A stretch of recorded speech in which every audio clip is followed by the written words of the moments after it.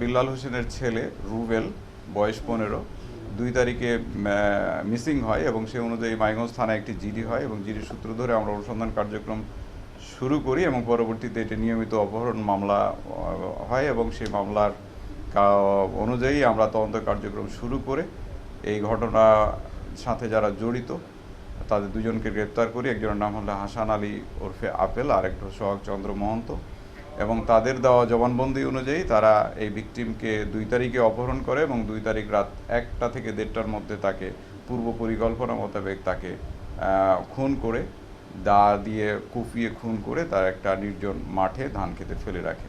এবং এটা করেছে তারা পারিবারিক নিজেদের ধন সম্পত্তির যে উচ্চ আকাঙ্ক্ষা সেটা থেকে এবং কিছুটা ব্যক্তিগত রেষারেষির কারণ থেকে। এই দুটো কারণেই কিন্তু তাকে এই ভিকটিমকে এই হত্যাকাণ্ড তারা করেছে অপহরণ করে। আমরা আসামিদের জিজ্ঞাসাবাদ করেছি, আসামিরা পুরোটা স্বীকার করেছে ঘটনা। আমরা এখন আসামিদের বিজ্ঞ আদালতে সোপর্দ করব এবং আমরা চেষ্টা করব তাদের স্বীকারোক্তিমূলক জবানবন্দি আদায় করার।